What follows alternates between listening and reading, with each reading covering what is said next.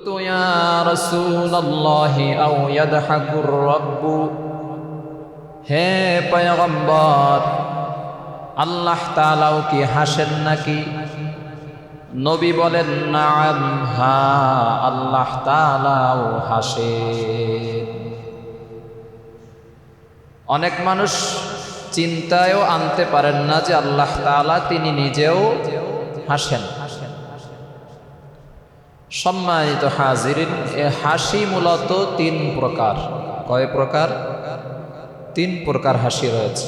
এক নাম্বার হচ্ছে তাবাসসুম। তাবাসসুম হাসি হচ্ছে মুচকি হাসি।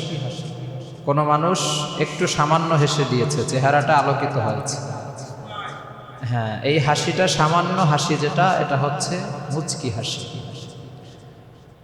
দুই নাম্বার হচ্ছে দিহাক। এই দিহক হচ্ছে স্বাভাবিক হাসি, এটা মুচকির থেকে একটু বেশি, কিন্তু আওয়াজ নেই। মুচকি হাসি যেটা শুধুমাত্র দেখা যাচ্ছে যে মুচকি হেসেছে, চেহারাটা একটু আলোকিত। আর স্বাভাবিক হাসি দিহক যেটা, সেটা হচ্ছে আরেকটু বেশি বেশি প্রকাশিত হয়েছে, কিন্তু সাউন্ড হবে না। তিন নম্বরে যে হাসি, সেটা হচ্ছে কহ কহ, অর্থাৎ অট্ট হাসি। হা হা হা হা করে যে মানুষ হাসি দেয়, এটা হচ্ছে কহ কহ, অট্ট হাসি। তবে এই হাসিকে রাসূল সাল্লাল্লাহু আলাইহি ওয়াসাল্লাম নিষেধ করেছেন। তাহলে দুটি হাসির অনুমতি আছে। এক নাম্বার হচ্ছে মুচকি হাসি, দুই নাম্বার হচ্ছে স্বাভাবিক হাসি। অট্ট হাসি আমরা হাসব না। মুচকি হাসিতে সওয়াব রয়েছে, স্বাভাবিক হাসিতে সওয়াব রয়েছে। আল্লাহর রাসূল সাল্লাল্লাহু আলাইহি ওয়াসাল্লাম অধিকাংশ সময়ই মুচকি হাসি দিতেন। আল্লাহর রাসূলের চেহারায় সার্বক্ষণিক বলা যায় যে মুচকি হাসি লেগেই থাকত। সুবহানাল্লাহ। সম্মানিত হাজিরিন, দুনিয়ার মধ্যে নবীও হেসেছেন, সাহাবায়ে কেরামরাও হেসেছেন, আমরাও হাসতেছি ঠিক তেমনি ভাবে আল্লাহ পাক রব্বুল আলামিনও হেসেছেন। শুধু হেসেছেন তাই নয়, হাসতেছেন কিয়ামত পর্যন্ত। আল্লাহ নিজেও বিভিন্ন প্রেক্ষাপটে হাসবেন। এখন কোন কারণগুলোতে আল্লাহ হাসেন, এ বিষয়ে আমরা মোটামুটি 10টি পয়েন্টে আলোচনা শুনব ইনশাআল্লাহ। এক নাম্বার পয়েন্ট হচ্ছে, বান্দা যখন নিরাশ হয় তখন আল্লাহ তাআলা হাসে। সুনানে ইবনু মাজাহ শরীফের 181 নম্বর হাদিসের মধ্যে বর্ণিত হয়েছে, প্যারা হাবিব সাল্লাল্লাহু আলাইহি ওয়াসাল্লাম বলেন, দহিকা রব্বুনা, আল্লাহ তাআলা বান্দার এই আচরণে হাসেন। কোন আচরণ? মিন কুনুতি ইবাদিহি, যখন বান্দা সামান্য বিপদে হতাশ হয়ে যায়। বান্দার উপরে বিপদ এসেছে, বান্দা নিরাশ হয়ে যায়, বান্দা হতাশ হয়ে যায়।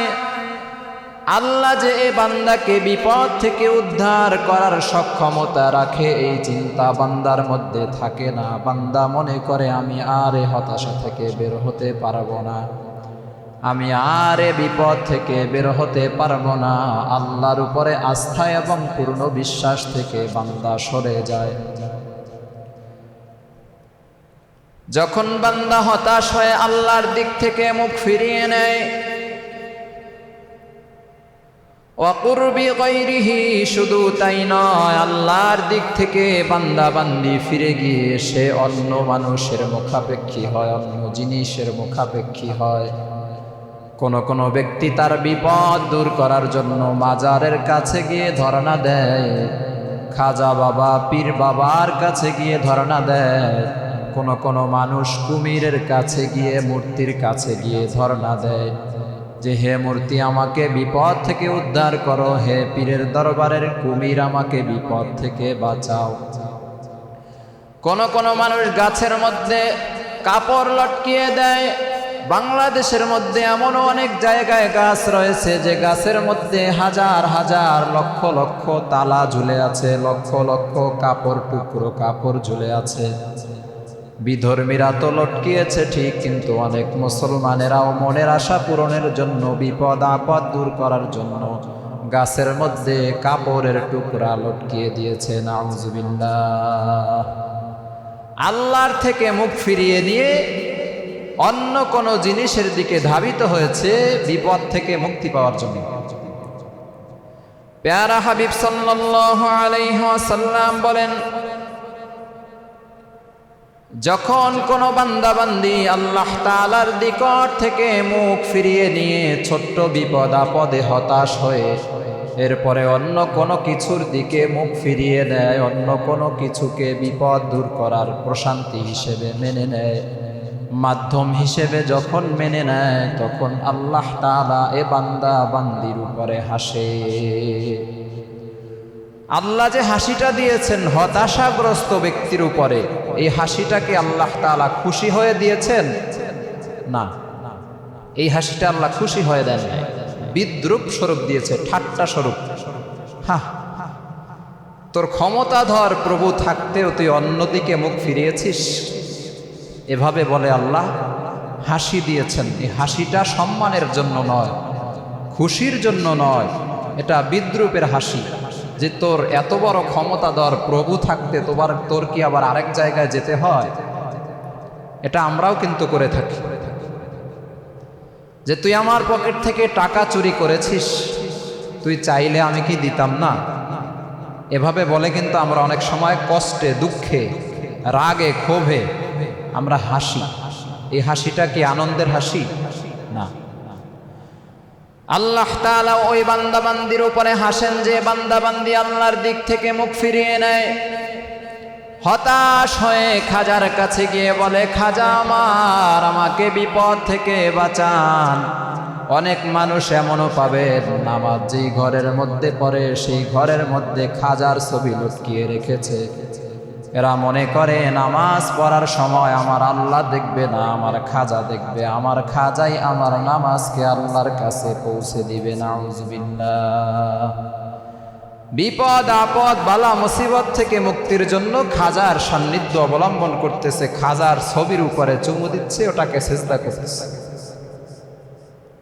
এরকম হতাশাগ্রস্ত ব্যক্তি এ জমিনে আছে না নাই? এদের ব্যাপারেই আল্লাহর রাসূল বলেছেন যে এদের কারণে আল্লাহ হাসে। সম্মানিত হাজিরিন, 2 নম্বরে আল্লাহ তাআলা কাদের জন্য হাসেন? রাতে নামাজ আদায়কারী ব্যক্তিদের ব্যাপারেও আল্লাহ তাআলা হাসেন। সহিহুত তারগীব নামক কিতাবের 630 নম্বর হাদিসের মধ্যে বর্ণিত হয়েছে, ইন্নাল্লাহা লা ইয়াদহাকু ইলার রাজুলি, এক ব্যক্তির কর্মকাণ্ডে আল্লাহ তাআলা হাসেন ব্যক্তিটিকে। নবী বলেন, রাজুলুন কামা ফি লাইলাতিন বারিদাতিন মিন ফিরাশিহি ওয়া লিহাফিহি ওয়া দিসারিহি ফাতাওয়াদ্দা, যে ব্যক্তি শীতের রাতে তার বিছানা এবং লেপ তোশক কম্বল ছেড়ে উঠে ওযু করে। প্রচন্ড শীতের রাত, বান্দা নরম বিছানাকে লাথি মেরেছে, বান্দা নরম কম্বল নরম লেপটাকে ফেলে দিয়েছে, সুন্দর বিছানা ছেড়ে দিয়ে বান্দা গিয়ে ঠান্ডা পানি অথবা গরম পানি করে সে পানি দিয়ে ওযু করেছে। নবী বলেন, সুম্মা কামা ইলাস সালাহ, ওযু করে বান্দা তাহাজ্জুদের নামাজে দাঁড়িয়ে গিয়েছে, নামাজ আদায় করেছে। ফায়াকুলুল্লাহু আযজা ওয়া জাল্লা লিল মালাইকাতিহি মা হামালা আবদি হাযা আলা মা সানাআ, তখন আল্লাহ তাআলা রহমতের ফেরেশতাদেরকে ডাক দিয়া বলেন, আমার ফেরেশতার দল, তাকিয়ে দেখো আমার বান্দা প্রচন্ড শীতের রাতে আরামের বিছানাটাকে ছেড়ে দিয়েছে, লেপ কম্বল ছুঁড়ে ফেলে দিয়েছে, ঠান্ডা পানি দ্বারা ওযু করে রাত 2টা 3টা 4টার সময় তাহাজ্জুদের নামাজে দাঁড়িয়ে গিয়েছে। হে ফেরেশতারা বলো, এই আমল করার জন্য আমার বান্দাকে কোন জিনিস উদ্বুদ্ধ করেছে, জাগ্রত করেছে, শক্তি প্রদান করেছে? ফেরেশতারা বলতেছে, রব্বানা ইয়া রব্বাল আলামিন, দুটি জিনিস আপনার বান্দা বান্দীদেরকে বিছানা থেকে উঠিয়ে ঠান্ডা পানি দ্বারা ওযু করিয়ে এরপরে নামাজে দাঁড় করিয়ে দিয়েছে। কয়টি জিনিস? দুটি জিনিস। ফেরেশতা বলেন, রাজা মা ইনদিকা, এক নাম্বার হচ্ছে এই সমস্ত বান্দা বান্দিরা আপনার জান্নাত প্রাপ্তির আশায় ওযু করে নামাজের মধ্যে দাঁড়িয়ে গেছে। সুবহানাল্লাহ। এরা জান্নাতের প্রত্যাশা করেছে, জান্নাত পাওয়ার আশায় ঠান্ডা পানি দিয়ে ওযু করে তাহাজ্জুদের নামাজে দাঁড়িয়েছে। ফেরেশতারা বলেন, ওয়াশাফকাতাম মিম্মা ইনদিক, শুধু তাই নয় আল্লাহ, 2 নম্বরে যে কারণটা তারা নামাজ পড়তেছে, যে কারণে নামাজের জন্য দাঁড়িয়েছে, আপনার বান্দা বান্দিরা আপনার বানানো জাহান্নামকে ভয় করে, জাহান্নামকে ভয় করার কারণে তারা নামাজের মধ্যে গভীর রাতে তাহাজ্জুদে দাঁড়িয়ে গেছে। সুবহানাল্লাহ। ফেরেশতারা কয়টি কারণ বলেছে? 2টি। 1 নাম্বার হচ্ছে জান্নাতের আশা, 2 নাম্বার হচ্ছে জাহান্নাম থেকে মুক্তির জন্য। জান্নাতের আশা, জাহান্নামের ভয়, এই 2 জিনিসের কারণে, এই 2 জিনিস উদ্বুদ্ধ করেছে আপনার বান্দাকে শীতের রাতে ওযু করে নামাজে দাঁড়ানোর জন্য। সুবহানাল্লাহ। সম্মানিত উপস্থিতি, হাদিসের মধ্যে নবী বলেন, ফায়াকুলু ফাইন্নী আ'তাইতুহু মা রাজা, তখন আল্লাহ তাআলা বলেন, আমার বান্দা যে আশা নিয়ে গভীর রাতে নামাজের মধ্যে দাঁড়িয়েছে, আমি আল্লাহ বান্দা বান্দিকে তা দান করলাম। সুবহানাল্লাহ। সে যে আশা নিয়ে তাহাজ্জুদের নামাজে দাঁড়িয়েছে, আমি আল্লাহ তাকে তা দান করলাম। এখানেই শেষ নয়, নবী বলেন, ওয়া আম্মানতুহু মিম্মা ইউখাফু ওয়া যাকারা বিবাকিয়াতিহি, নবী বলেন, এবং যাহা কিছু সে ভয় পাচ্ছে, আল্লাহ বলেন ওই সমস্ত জিনিস থেকে আমি আল্লাহ বান্দা বান্দিকে নিরাপত্তা দিলাম। সুবহানাল্লাহ। বান্দা কি ভয় পেয়েছিল? জাহান্নাম। এ বান্দা যে জাহান্নামকে ভয় পেয়েছে, আমি আল্লাহ বান্দাকে জাহান্নাম থেকে মুক্তির ব্যবস্থা করে দিলাম। সুবহানাল্লাহ। তাহলে তাহাজ্জুদ নামাজের বিনিময়ে 1 নাম্বার হচ্ছে জাহান্নাম থেকে মুক্তি পাওয়া যায়, 2 নাম্বার আল্লাহর জান্নাতে প্রবেশ করা যায়। সুবহানাল্লাহ।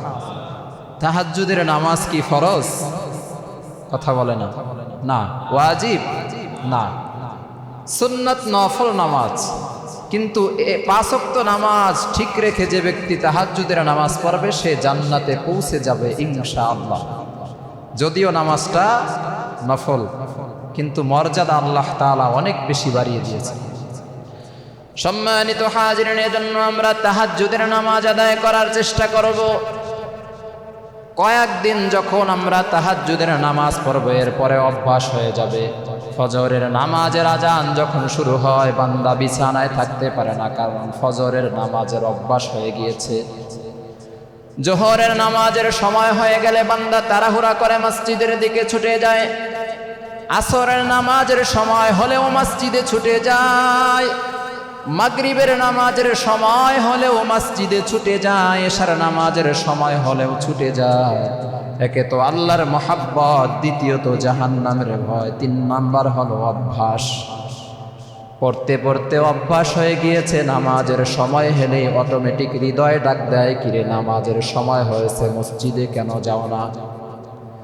ঠিক তেমনি ভাবে যে বান্দা বান্দি তাহাজ্জুদের নামাজ আদায় করার প্রচেষ্টা শুরু করবে, 1 দিন 2 দিন 1 সপ্তাহ 2 সপ্তাহ এরকম ভাবে আমল করতে করতে এক সময় তাহাজ্জুদের নামাজের অভ্যাস হয়ে যাবে। বান্দা মৃত্যু পর্যন্ত তাহাজ্জুদের নামাজ সহজেই আদায় করতে পারবে। এখন পারি না কেন? চেষ্টা করি না, অভ্যাস নেই। শুরু করেন, ইনশাআল্লাহ আমাদের সবার জন্যই সম্ভব হয়ে যাবে। আল্লাহ তাআলা আমাদের সকলকে যেন তাহাজ্জুদের নামাজ প্রতিনিয়ত আদায় করার তৌফিক দান করেন। সবাই বলি আমিন। আলোচনার 3 নম্বর পয়েন্ট হলো 3 ব্যক্তির ব্যাপারে আল্লাহ তাআলা হাসেন। মাজমাউজ জাওয়ায়েদ নামক কিতাবের 258 নম্বর হাদিসের মধ্যে বর্ণিত হয়েছে 3 ব্যক্তির ব্যাপারে আল্লাহ তাআলা হাসেন।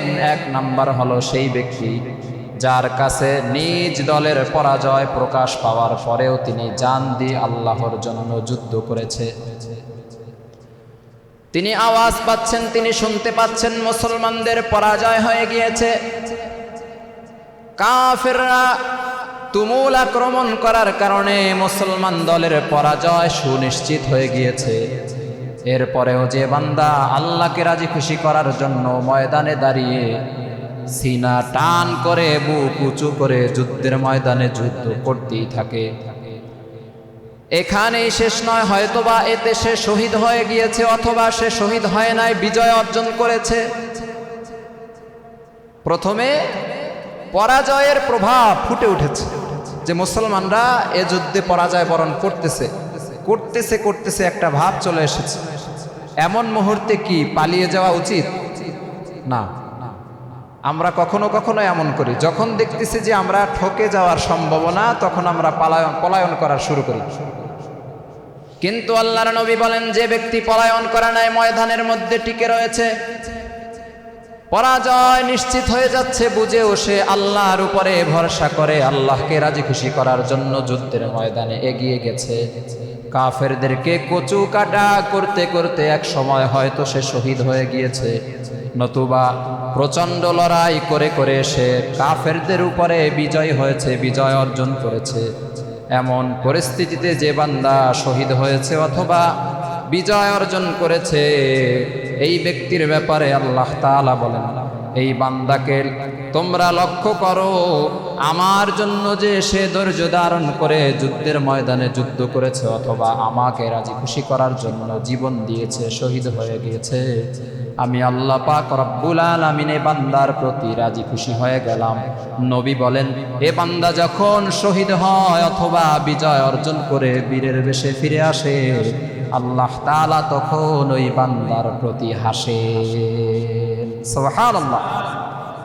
বান্দা যুদ্ধের ময়দান থেকে ফিরে আসতে পেরেছে অথবা শহীদ হয়ে গিয়েছে, এই পরিস্থিতিতেও এ বান্দা যে ধৈর্য ধরে আল্লাহর উপরে ভরসা রেখে আল্লাহকে রাজি খুশির জন্য যে লড়াইটা করেছে, এজন্য খুশি হয়ে আল্লাহ তাআলা বান্দার প্রতি হাসে। 2 নম্বরে ওই বান্দার প্রতি আল্লাহ হাসে যে বান্দার সুন্দরী রূপবতী স্ত্রী আছে, শুধু তাই নয়, তার নরম বিছানাও আছে, দামি বিছানা আছে, সুন্দর বিছানা আছে, কিন্তু সে সুন্দর স্ত্রীকে ত্যাগ করেছে, বিছানাকেও ত্যাগ করেছে। এরপরে গভীর রাতে ওযু করে তাহাজ্জুদের নামাজে দাঁড়িয়ে গিয়েছে। বান্দা যখন তাহাজ্জুদের নামাজ পড়তে থাকে, নবী বলেন, তখন আল্লাহ তাআলা ওই বান্দার প্রতি খুশি হয়ে হাসতে থাকে। সুবহানাল্লাহ। তাহাজ্জুদের নামাজ কত দামি নামাজ। হাদিসে নবী বলেছেন যে তার সুন্দর রূপবতী স্ত্রী রয়েছে, এই সুন্দরী স্ত্রীর কাছে সে বেশিক্ষণ ঘুমিয়ে থাকে নাই। রাত গভীর হয়ে যাওয়ার পরে স্ত্রী ঘুমিয়ে গেছে, কিন্তু আল্লাহর বান্দা ঘুম থেকে উঠে গেছে। নরম বিছানা আছে কিন্তু আরাম করে নাই। রাত 3টা 4টা বা 2টা 2:30 বেজেছে, এরপরে বান্দা উঠে গিয়েছে, তাহাজ্জুদের নামাজে দাঁড়িয়ে গিয়েছে। এই যে নামাজ পড়তেছে, তখন আল্লাহ তাআলা খুশি হয়ে বান্দার প্রতি হাসতেছে। সুবহানাল্লাহ। সম্মানিত হাজিরিন,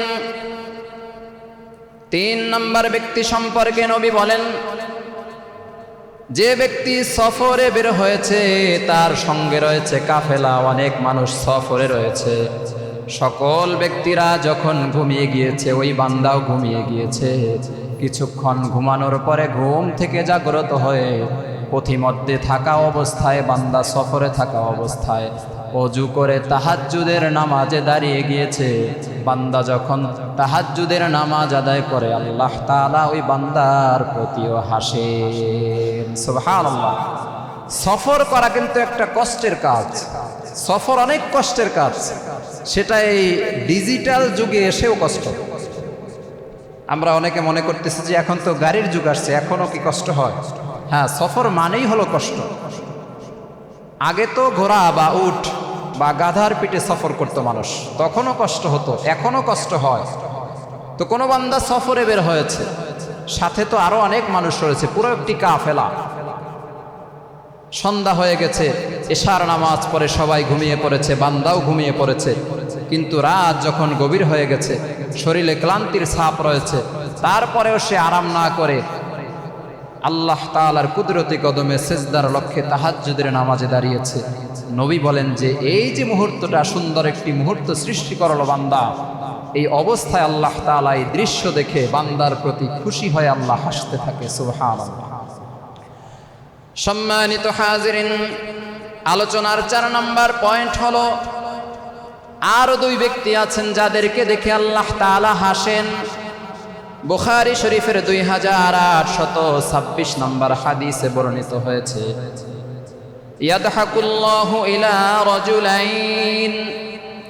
নবী বলেন এমন 2 ব্যক্তির জন্য আল্লাহ তাআলা হাসেন। ইয়াকতুলু আহাদুহুমাল আখারা, তাদের একজন অন্যজনকে হত্যা করেছে, মেরে ফেলেছে। নবী বলেন ইয়াদখুলুনাল জান্নাহ, তবে তারা উভয়ই জান্নাতবাসী হয়ে গিয়েছে। একজন অপরজনকে হত্যা করেছে, তারপরেও দুজনেই জান্নাতবাসী হয়ে গিয়েছে।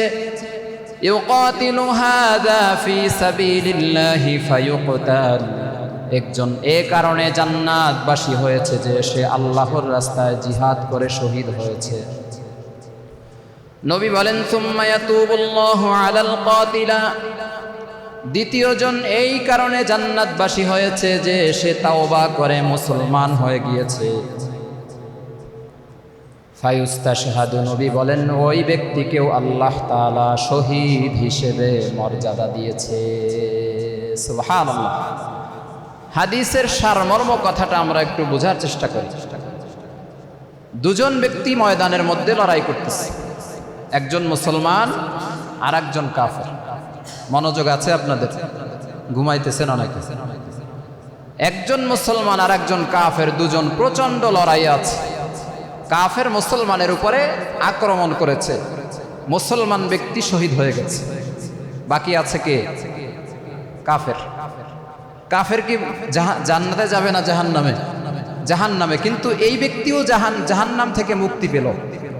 যে শহীদ হলো সে তো জান্নাতে চলেই গেল, কিন্তু যে ব্যক্তি কাফের সেও জান্নাতে গেল কিভাবে? এই কাফের ব্যক্তি যখন মুসলমানের উপরে আক্রমণ করে, মুসলমানকে শহীদ করে দিয়েছে, এরপরে কাফের ব্যক্তির হৃদয়ের মধ্যে অনুভূতি জাগ্রত হয়েছে, হায় হায় আমি কাকে হত্যা করেছি, সে তো একজন ভালো মানুষ ছিল, সে তো মুসলমান, মুসলমান তো খারাপ নয়, অবশ্যই অবশ্যই ভালো মানুষ। হৃদয়ের মধ্যে অনুভূতি জাগ্রত হয়েছে, হৃদয় বেদনায় ভরে উঠেছে, হায় রে আমি কি করলাম। আল্লাহ তাআলা হৃদয়ের মধ্যে, বান্দার হৃদয়ে হেদায়েতের নূর ঢেলে দিয়েছেন। বান্দা এবার চিন্তা করেছে ওই ব্যক্তি মুসলমান হওয়ার কারণে আমি তাকে হত্যা করেছি, এটা আমি ঠিক কাজ করি নাই। আমিও পড়ে নিলাম কালিমা লা ইলাহা ইল্লাল্লাহু মুহাম্মাদুর রাসূলুল্লাহ। সুবহানাল্লাহ। আল্লাহর বান্দা কাফের ব্যক্তি মুসলমান হয়ে গিয়েছে। এবার সে যুদ্ধের ময়দানে স্থান পরিবর্তন করেছে। আগে ছিল কাফের পক্ষে একজন যোদ্ধা, সে কাফেরদের পক্ষ থেকে ফিরে এসে মুসলমানদের দলের ভিতরে শামিল হয়েছে। মুসলমানদের কাফেলার মধ্যে যুক্ত হয়ে এবার কাফেরদের বিরুদ্ধে সে লড়াই শুরু করে দিয়েছে। আল্লাহর বান্দা এবার মুসলমান কাফেরদের সাথে লড়াই করতেছে। তুমুল লড়াই চলতে চলতে এক পর্যায়ে কাফেররা ব্যক্তির উপরে আক্রমণ করে শাহাদাতের পেয়ালা পান করিয়ে দিয়েছে। নবী বলেন এমন 2 ব্যক্তি যারা উভয়ই জান্নাতি, কিন্তু একজন ছিল মুসলমান আর একজন প্রথমে ছিল কাফের। যে ব্যক্তিকে হত্যা করা হয়েছে সে শাহাদাত বরণ করে আল্লাহর জান্নাতে চলে গিয়েছে। পরবর্তীতে কাফের ব্যক্তি তাওবা করে মুসলমান হয়েছে।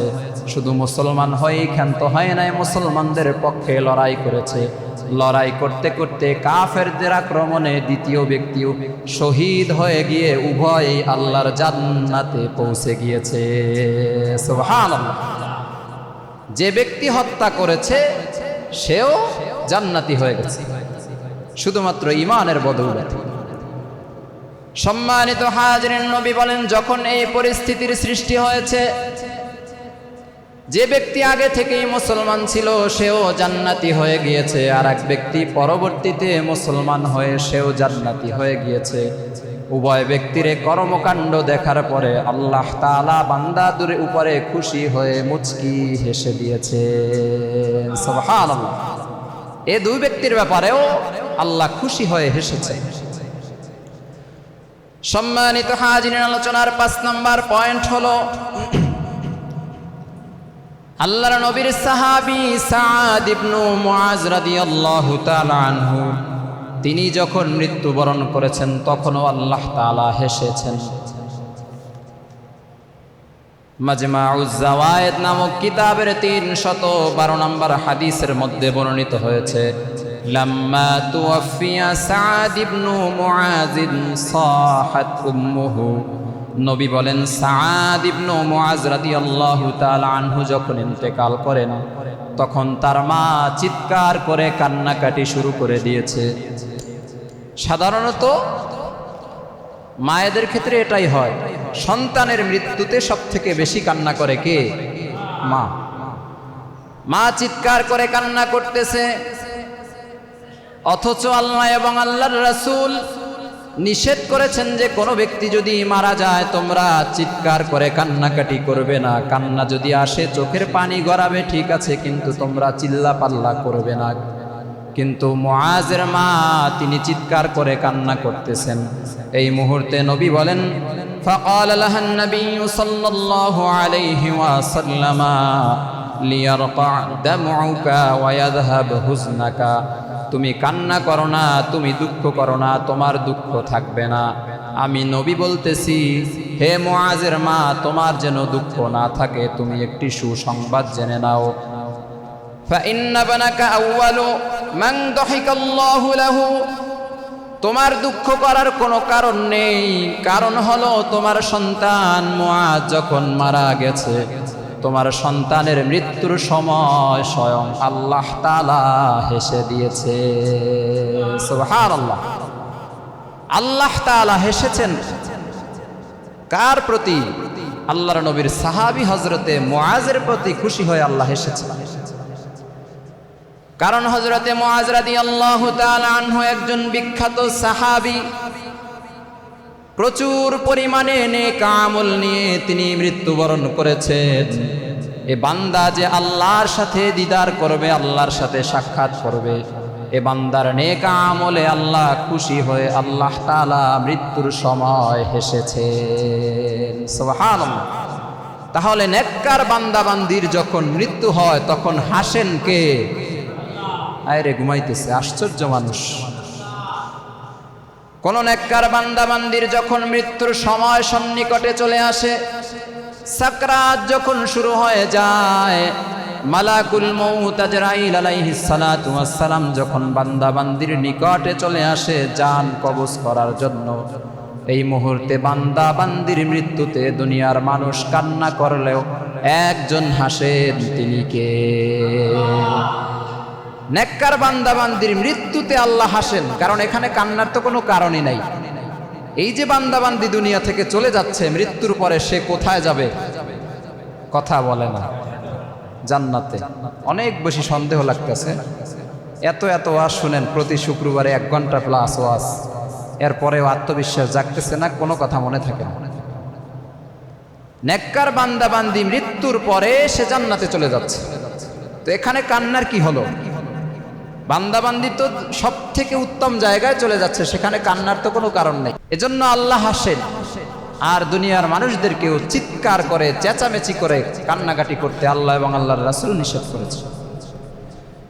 সম্মানিত হাজিরিন, আলোচনার 6 নম্বর পয়েন্ট হলো মেজবানের কর্মকাণ্ডে আল্লাহ তাআলা হেসেছিলেন। কিয়ামত পর্যন্ত এ ধরনের মেজবান যারা আসবে তাদের কর্মকাণ্ডে আল্লাহ তাআলা হাসবেন। বুখারী শরীফের 3798 নম্বর হাদিসের মধ্যে বর্ণিত হয়েছে, প্যারা হাবিব সাল্লাল্লাহু আলাইহি ওয়াসাল্লামের দরবারে একজন লোক এসেছে, একজন মেহমান এসেছে। আল্লাহর নবী ঘরের মধ্যে সংবাদ পাঠিয়েছে, হে আমার স্ত্রীরা, তোমাদের কাছে কি কোনো খাবার আছে নাকি মেহমানকে দেওয়ার জন্য? স্ত্রীরা সংবাদ জানাইল, ইয়া রাসূলুল্লাহ, ইয়া হাবিবাল্লাহ, ঘরের মধ্যে সেভাবে কোনো খাবার নেই যে খাবারের মাধ্যমে আমরা মেহমানকে মেহমানদারি করাতে পারি, এরকম কোনো খাবারই আমাদের ঘরে বিদ্যমান নেই। নবীজি এইবার সাহাবায়ে কেরামদেরকে লক্ষ্য করে বললেন, হে আমার প্রিয় সাহাবীরা, তোমরা কি কেউ পারবে এই ব্যক্তিকে মেহমানদারি করাতে? আল্লাহর নবীর একজন সাহাবী হযরতে তালহা রাদিয়াল্লাহু তাআলা আনহু বললেন, ইয়া রাসূলুল্লাহ, ইয়া হাবিবাল্লাহ, হ্যাঁ আমি পারবো, এ মেহমানকে আমার জিম্মায় দিয়ে দিন, আমি এ মেহমানকে মেহমানদারি করাবো। হযরতে তালহা রাদিয়াল্লাহু তাআলা আনহু মেহমান নিয়ে বাড়িতে চলে গিয়েছেন। স্ত্রীকে ডাক দিয়েছেন, প্রিয়তমা স্ত্রী আমার, তোমার ঘরে একজন মেহমান নিয়ে এসেছি, তুমি কি এ মেহমানকে মেহমানদারি করাতে পারবে? কোনো খাবার ঘরের মধ্যে আছে কিনা? হযরতে তালহার স্ত্রী বলতেছে, স্বামী আমার, ঘরের মধ্যে আমাদের দুটি বাচ্চার জন্য সামান্য কিছু খাবার আছে, অতিরিক্ত কোনো খাবার মেহমানকে দেওয়ার জন্য নেই। হযরতে তালহা বলেন, স্ত্রী আমার, রিজিকের মালিক হলেন আল্লাহ, বাচ্চাদেরকে যে কোনোভাবে বুঝিয়ে শুনিয়ে ঘুম পাড়িয়ে দাও, বাচ্চাদের খাবারটা আজকে আমরা মেহমানকে খাওয়াবো। সুবহানাল্লাহ। আল্লাহর নবীর সাহাবী হযরতে তালহা যে কথা বললেন, স্ত্রীও সেই আমল করলেন। সন্তানদেরকে আদর সোহাগ দিয়ে ঘুম পাড়িয়ে দিলেন। রাত সন্ধ্যা গড়িয়ে গভীর রাত হতে চলেছে, আল্লাহর বান্দা হযরতে তালহা মেহমানের জন্য খাবার রেডি করেছেন। দুজন ব্যক্তি ঘুমিয়ে পড়েছে, দুটি বাচ্চা ঘুমিয়ে পড়েছে। এখন লোক সংখ্যা হলো 3 জন, হযরতে তালহা এবং তার স্ত্রীর সাথে আর একজন মেহমান। মেহমান যদি বাড়িতে আসে, মেজবানদেরকে মেহমানের সাথে খেতে হয় কি হয় না? খাবারের প্লেটে 3 জন বসে গেলেন। তখনও কিন্তু পর্দার আয়াত নাজিল হয় নাই, যার কারণে হযরতে তালহার স্ত্রীও খাবারের প্লেটে বসলেন। হযরতে তালহা স্ত্রীকে শিখিয়ে দিয়েছে, স্ত্রী আমার, আমাদের ঘরের মধ্যে যে বাতিটা জ্বলতেছে, কৌশলে তুমি বাতিটা নিভিয়ে দিবা যখন আমরা খাবারের প্লেটে বসবো। খাবারের প্লেটে বসে গেছেন, হযরতে তালহার স্ত্রী কৌশলে গিয়ে বাতিটা বন্ধ করে দিয়েছেন। এরপরে বলতেছেন, চেষ্টা করতেছি কিন্তু বাতি জ্বলতেছে না, কৌশল অবলম্বন করেছেন। এখনো অবস্থায় হযরতে তালহা এবং তার স্ত্রী খাবার প্লেটের মধ্যে বসেছেন। মেহমানকে বলতেছেন, আল্লাহর বান্দা মেহমান, আপনি খাবার খান। মেহমান খাবার খাওয়া শুরু করেছে। হযরতে তালহা এবং তার স্ত্রী প্লেটের মধ্যে হাত নাড়াচাড়া করতেছে, আর মুখের মধ্যে খাবার খেলে যেভাবে আওয়াজ হয়, এভাবে আওয়াজ মুখে মুখে করতেছে। খাবারের টুসটাস আওয়াজ হচ্ছে, কিন্তু খাবার কিন্তু খাচ্ছে না, অভিনয় করছে। হযরতে তালহা এবং তার স্ত্রী দুজনে অভিনয় করে চলছে। সময় অতিবাহিত হয়ে গেছে। আল্লাহর বান্দা মেহমান সম্পূর্ণ খাবারটা খেয়ে ফেলেছে, কিন্তু তিনি মনে মনে চিন্তা করেছেন, আমরা 3 জনেই পরিপূর্ণ খাবারটা খেয়েছি। আল্লাহর বান্দা মেহমান খাবার খেয়ে ঘুমিয়ে পড়েছে। পরের দিন সকালবেলা হযরতে তালহা রাদিয়াল্লাহু তাআলা আনহু নবীজির দরবারে গিয়ে হাজির হয়ে গিয়েছে। দূর থেকেই আল্লাহর নবী হযরতে তালহাকে দেখার পরে মুচকি হাসি দিয়েছে।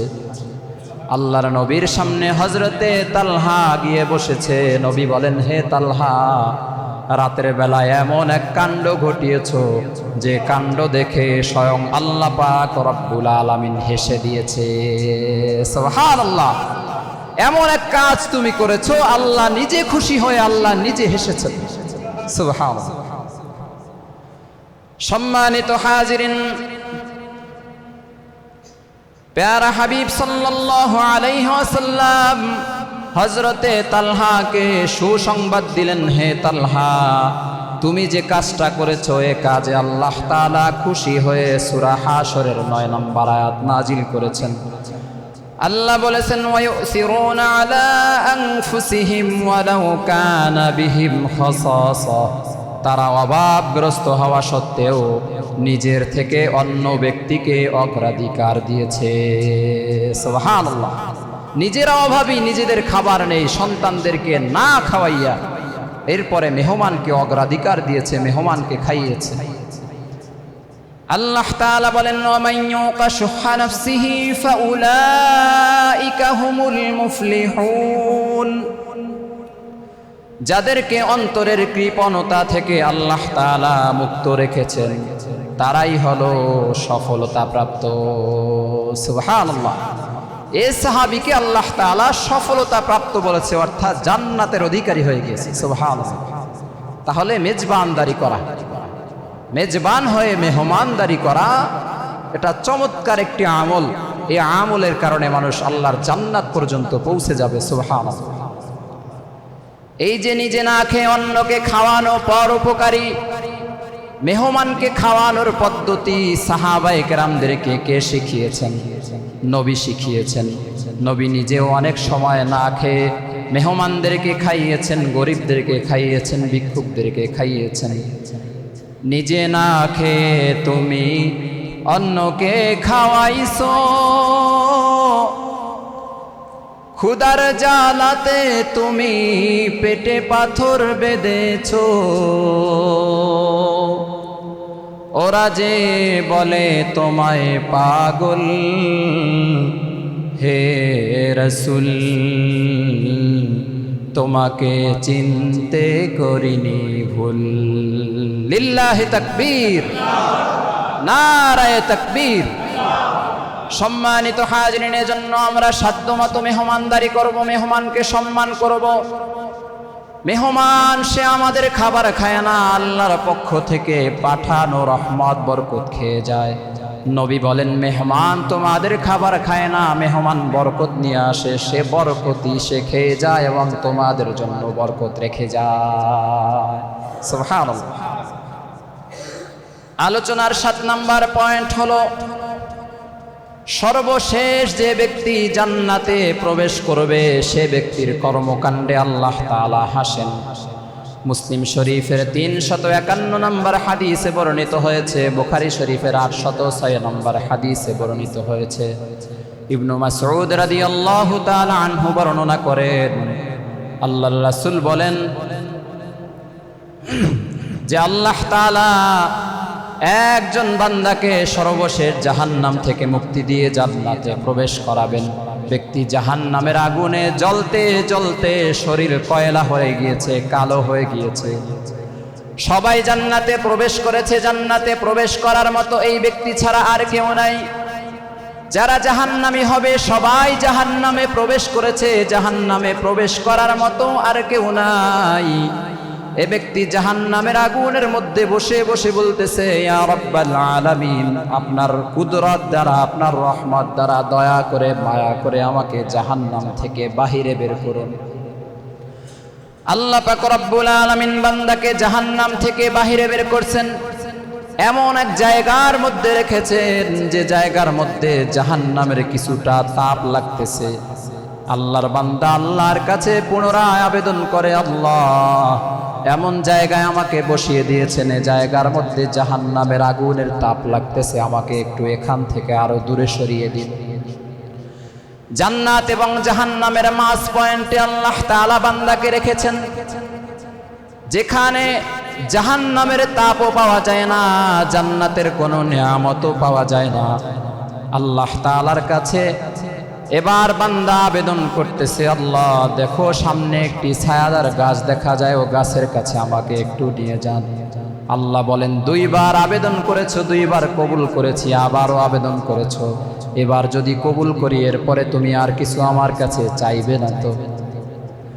বান্দা বলে, না তোমার কসম, আল্লাহ তোমার জাতের কসম, তোমার ইজ্জতের কসম, তুমি যদি আমাকে ওই গাছের নিচে আশ্রয় দাও আমি আর তোমার কাছে কিছু চাইব না। আল্লাহ তাআলা বান্দাকে গাছের নিচে আশ্রয় দিবেন।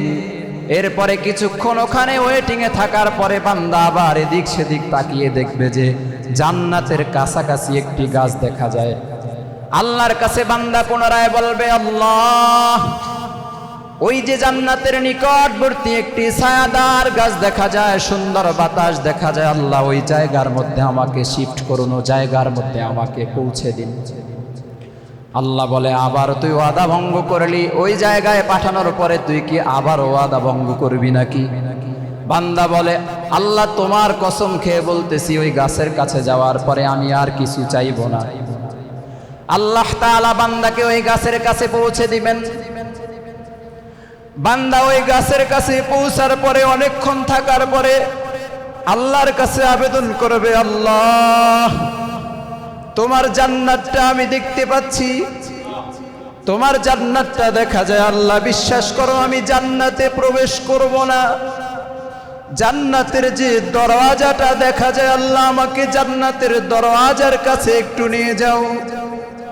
আল্লাহ বলবে, বান্দা, বারবার ওয়াদা করেছো, এই জায়গার মধ্যে আমি যদি তোমাকে পৌঁছে দেই, তুমি কি আবার ওয়াদা ভঙ্গ করবা? বান্দা বলে, ওয়াল্লাহি আল্লাহ তোমার কসম, না না, আমি আর ওয়াদা ভঙ্গ করব না, জান্নাতের সামনে একটু যেতে চাই। আল্লাহ তাআলা বান্দাকে জান্নাতের নিকটে পৌঁছে দিবেন, দরওয়াজার সামনে পৌঁছে দিবেন। বান্দা কিছুক্ষণ ওখানে থাকার পরে জান্নাতের ঘ্রাণ নাকের মধ্যে যখন লাগবে, জান্নাতের আবহাওয়া কিছুটা যখন উপলব্ধি করতে পারবে, পুনরায় আবেদন করবে, করুণ সুরে ডাক দিবে, মালিক আমার, আল্লাহ তোমার কাছে একটু আবেদন করতেছি, আমাকে একটু জান্নাতে ঢোকার সুযোগ করে দাও।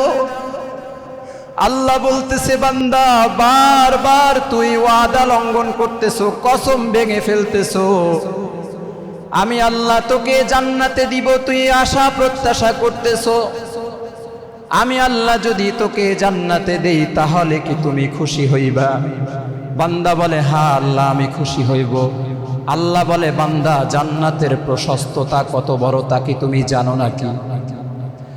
তুমি যেই জান্নাতের মধ্যে প্রবেশ করতে চাচ্ছ, এই জান্নাতটাই দুনিয়ার সব থেকে ছোট জান্নাত।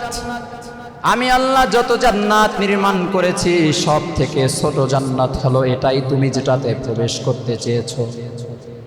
এই জান্নাতের দৈর্ঘ্য প্রস্থ কত তুমি জানো কি? এই জান্নাতের মধ্যে কি আছে তুমি জানো কি? বান্দা বলে, না আল্লাহ, আমি কিছুই জানি না। আল্লাহ বলেন, তোমাকে যে জান্নাতের মধ্যে প্রবেশ করানো হবে, এই জান্নাতটা হচ্ছে দুনিয়ার সমান নয়, দুনিয়ার ডাবল নয়, ট্রিপল নয়, 10 দুনিয়ার সমান জান্নাত আমি আল্লাহ তোমার জন্য বানিয়ে রেখেছি। সুবহানাল্লাহ, লিল্লাহি তাকবীর। 10 দুনিয়ার সমান। আমরা যে দুনিয়ায় বসবাস করি, এ দুনিয়াটাকে যদি 10 গুণ করা হয়, যতটা প্রশস্ত হবে, যতটা বড় হবে, এত বড় একটা জান্নাত আল্লাহ তাআলা দিবেন কোন ব্যক্তিকে? যে ব্যক্তি সবার শেষে জান্নাতে যাবে, এরপরে আর কেউ জান্নাতে যাবে না। একেবারে সর্বনিম্ন মানের জান্নাতি ব্যক্তিকে আল্লাহ 10 দুনিয়ার সমান একটা জান্নাত দিবে। সুবহানাল্লাহ। আল্লাহ পাক রব্বুল আলামিন বান্দার জন্য জান্নাতের দরওয়াজা ওপেন করে দিয়েছেন। পুরা শরীর নিয়ে বান্দা জান্নাতের মধ্যে প্রবেশ করেছে। জান্নাতে প্রবেশ করে জান্নাতের নদীর মধ্যে গোসল করেছে। আল্লাহ তাআলা বান্দার শরীরের ক্ষত বিক্ষত পোড়া জায়গাগুলো ভালো করে দিয়েছে। সুদর্শন যুবকে বান্দাকে পরিণত করে দিয়েছে। এরপরে একে একে নেয়ামত আল্লাহ তাআলা বান্দাকে দিয়েছে। আল্লাহ বলেন, বান্দা, এই জিনিসটা তোমাকে দিতে চাইনি বা কিনা? বিভিন্ন ধরনের জিনিস, বিভিন্ন ধরনের নদী, বিভিন্ন ধরনের সামগ্রী, বিভিন্ন ধরনের ফলের বাগান দিয়ে আল্লাহ তাআলা বান্দার হৃদয়ের মধ্যে হাসি ফুটিয়ে দিয়েছে। সুবহানাল্লাহ। তো বান্দা যে পাগলামি করতেছিল বারবার, যে আল্লাহ ওখান থেকে ওখানে আর কিছু চাইবো না, ওখান থেকে ওখানে আর কিছু চাইবো না, এই যে কাণ্ডটা যখন ঘটিয়েছিল, নবী বলেন যে তখন আল্লাহ তাআলা নিজে হেসে দিয়েছে। সুবহানাল্লাহ। আল্লাহর নবীর সাহাবী হযরত ইবনে মাসউদ বলেন, শুধু আল্লাহ হেসেছেন তা নয়, নবীজি যখন আমাদেরকে এই ঘটনা বলেছেন, নবীও তখন হেসেছেন। সুবহানাল্লাহ। সাহাবী ইবনে মাসউদ তিনিও যখন সাহাবায়ে কেরামের সামনে হাদিস বর্ণনা করেছে, তখন ইবনে মাসউদ রাদিয়াল্লাহু তাআলা আনহু হেসেছে। আজ প্রায় 1500 বছর পরে পশ্চিম দামুরা মসজিদের মধ্যে আমি যখন এই হাদিস বর্ণনা করতেছি আমিও হাসতেছি, কিন্তু আমাদের মুসল্লিরা পরিপূর্ণ নারাজ। এগুলা গুমজাইতেছে, এগুলার আর তো কোনো কাজ নাই, খাইব আর গুমজাইব। আল্লাহ যেখানে হেসেছেন, নবীজি যেখানে হেসেছেন, লক্ষাধিক সাহাবীরা যেখানে হেসেছেন, সেখানে আমাদের মুসল্লিরা কবরস্থানে বসে আছে, হাসি নাই, মুখের মধ্যে হাসি নাই। একটু মন খুইলা হাসেন না, সুবহানাল্লাহ। ওই ব্যক্তিটা তো আপনি আমিও হতে পারি, জান্নাতের সর্বশেষ ব্যক্তি। সর্বশেষ ব্যক্তি হইলেও তো লস নাই, 10 দুনিয়ার সমান একটা জান্নাত ওই ব্যক্তির জন্য নির্ধারণ করে রেখেছেন। মন খারাপ করবেন না। এই হাদিস বর্ণনার সময় নবীজি হেসেছেন, সাহাবীরা হেসেছেন। এই জামানায় এসে ওই হাদিস শ্রবণ করার সময়, বলার সময় হাসা, এটাও একটা সুন্নাত। সুবহানাল্লাহ। এজন্য এই হাদিস আজ শুনেছেন, হেসেছেন, ভবিষ্যতেও শুনলে হাসবেন ইনশাআল্লাহ। সম্মানিত হাজিরিন, আলোচনার 8 নম্বর পয়েন্ট হলো জান্নাতীদের সামনে আল্লাহ তাআলা হাসতে হাসতে প্রকাশিত হবেন। মুসলিম শরীফের 357 নম্বর হাদিসের মধ্যে বর্ণিত হয়েছে, কিয়ামতের দিন আল্লাহ পাক রব্বুল আলামিন প্রত্যেক জাতিকে উপস্থিত করবেন। হিন্দু উপস্থিত হবে, খ্রিস্টান উপস্থিত হবে, বিধর্মী সকলেই উপস্থিত হবে, মুসলমানেরাও উপস্থিত হবে। কিয়ামতের দিন আল্লাহ পাক রব্বুল আলামিন তাদের নিজ নিজ প্রভুদের নাম ধরে ডাক দিবেন। অমুকের উপাসনা কারা করেছো, তারা অমুক ব্যক্তির কাছে চলে যাও। যারা মূর্তি পূজা করেছে তারা মূর্তির পিছনে গিয়ে দাঁড়াবে। যারা বিভিন্ন পীরের পূজা করেছে এরা পীরের পিছনে গিয়ে দাঁড়াবে। যারা মাজার পূজা করেছে এরা মাজারের ভিতরে যিনি ছিল তার পিছনে গিয়ে দাঁড়াবে। শুধুমাত্র মুসলমান, খাঁটি মুসলমান যারা, এরা কোনো দিকে যাবে না। ভালো করে শুনেন, যারা আগুনের পূজা করেছে তারা আগুনের পাশে গিয়ে দাঁড়াবে। আল্লাহ তাআলা কিয়ামতের দিন আগুন প্রজ্বলিত করে দিবেন। যারা গরুর পূজা করেছে আল্লাহ একটা গরুর মূর্তি তখন উঠিয়ে দিবেন, গরুর সাথে গিয়ে দাঁড়াবে। বিভিন্ন জিনিসের পূজা দুনিয়াতে যারা করেছে, ইবাদত যারা করেছে, উপাসনা যারা করেছে, তারা ওই সমস্ত জিনিসের পাশে গিয়ে দাঁড়াবে। শুধুমাত্র এক দল যারা কোনো দিকে যাবে না, তারা কারা? কথা বলে না। আমরা কোনো দিকে যাইতাম না। কেন যাব না? আমরা ইবাদত করেছি কোনো মূর্তির, কথা কয় না, কোনো মাজারের, কোনো পীরের, কোনো খানকার। আমরা ইবাদত করেছি কার?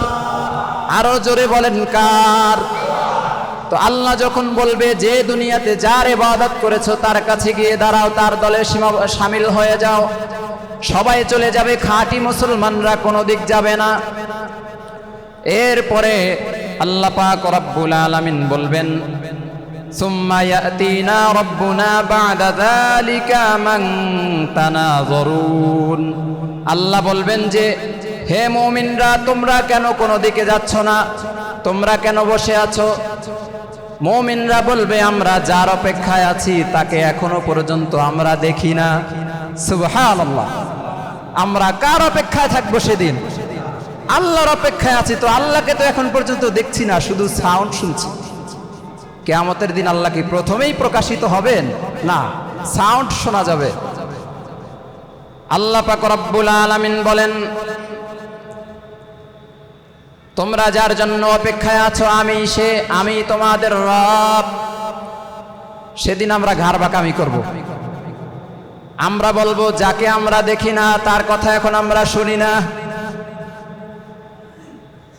যাকে দেখতেছি না তার কথা আমরা শুনতে চাচ্ছি না।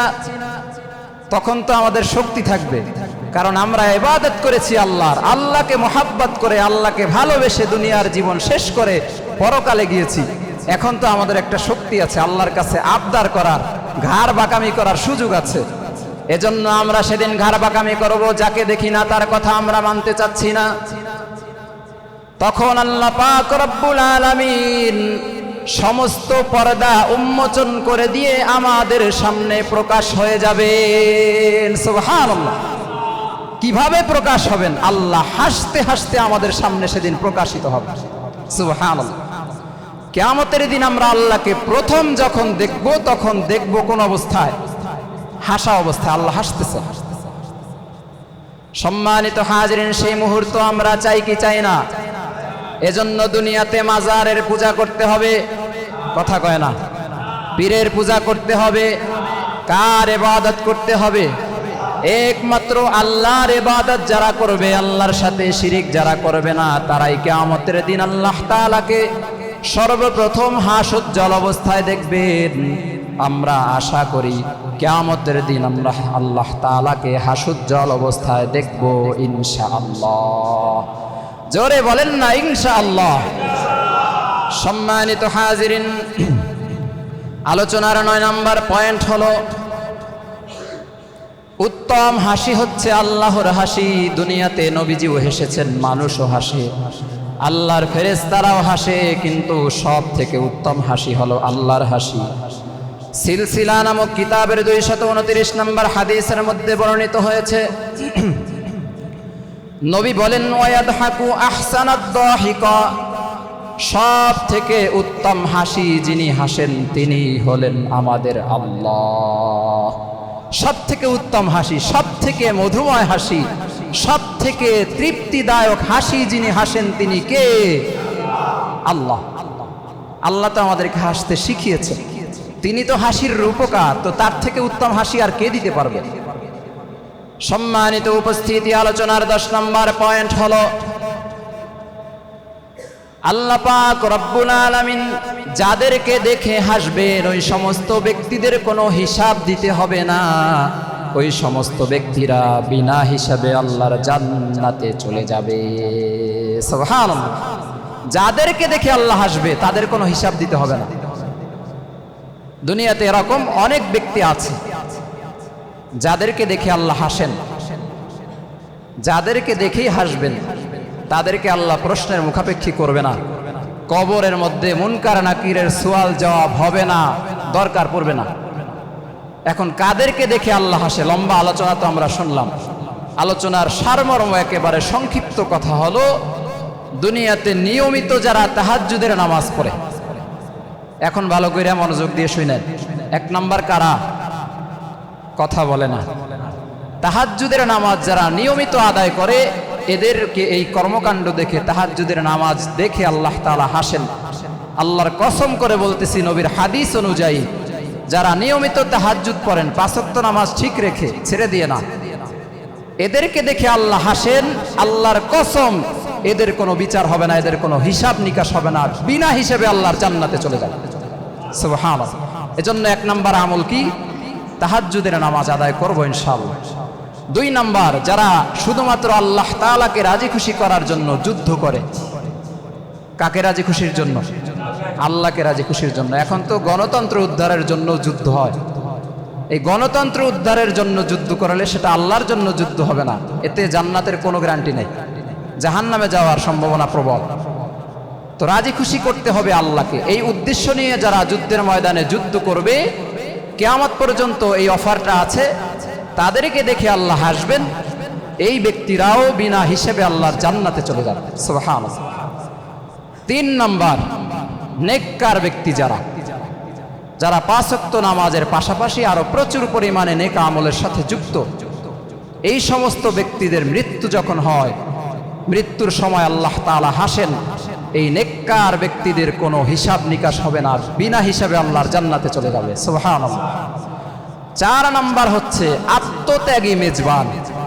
ভালো করে শোনেন, যে মেজবান আত্মত্যাগ করেছে, সাহাবীদের ইতিহাস আমরা শুনেছি, যে বাড়িতে মেহমান এসেছে, যথাসাধ্য চেষ্টা করে মেহমানকে মেহমানদারি করিয়েছে, প্রয়োজনে নিজের খাবারটাও মেহমানকে দিয়ে দিয়েছে, তারপরেও মেহমানকে ফিরিয়ে দেয় নাই, অযত্ন করে নাই। এই যে মেজবান, আল্লাহর কসম, এই মেজবানও বিনা হিসেবে আল্লাহ জান্নাতে চলে যাবে। সুবহানাল্লাহ। কয় দল ব্যক্তিদের কথা বললাম? 4 দল। 1 নাম্বার, যারা নিয়মিত তাহাজ্জুদ পড়বে। 2 নাম্বার, যারা আল্লাহকে রাজি খুশি করার জন্য যুদ্ধের ময়দানে যুদ্ধ করবে, হোক সে শহীদ হোক অথবা শহীদ না হোক। 3 নাম্বার, যারা নেক কাজ করতে করতে করতে করতে কালিমা নসিব হয়ে মৃত্যুর বিছানায় ঢলে পড়েছে। নেককার বান্দাবান্দির, এদেরকে আল্লাহ বিনা হিসেবে জান্নাত দিবেন। 4 নাম্বার, যারা মেহমানকে উত্তমভাবে মেহমানদারি করায় এই ব্যক্তিদেরকেও আল্লাহ তাআলা হিসাব নিকাশ ছাড়া জান্নাতে দিয়ে দিবেন।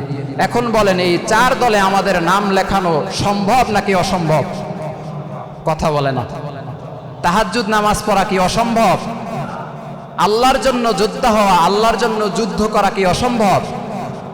এরপরে নেক কাজ করতে করতে মৃত্যুবরণ করা, এটা কি অসম্ভব? মেহমানকে উত্তমভাবে সুন্দরভাবে মেহমানদারি করানো, এটা কি অসম্ভব? তাহলে কঠিন কি হলো আমাদের জন্য? জান্নাতে যাওয়া এত কঠিন কি হলো? অনেক সহজ যদি আমরা বুঝি এবং সেই অনুযায়ী আমল করি। আল্লাহ তাআলা আমাদেরকে যেন আজকের লম্বা আলোচনার মধ্য থেকে গুরুত্বপূর্ণ কথাগুলো বুঝে সেই অনুযায়ী আমল করে বিনা হিসাবে আল্লাহ তাআলার জান্নাতে যাওয়ার তৌফিক দান করেন। সবাই বলি আমিন। ওয়া আখিরু দাওয়ানা আলহামদুলিল্লাহি রাব্বিল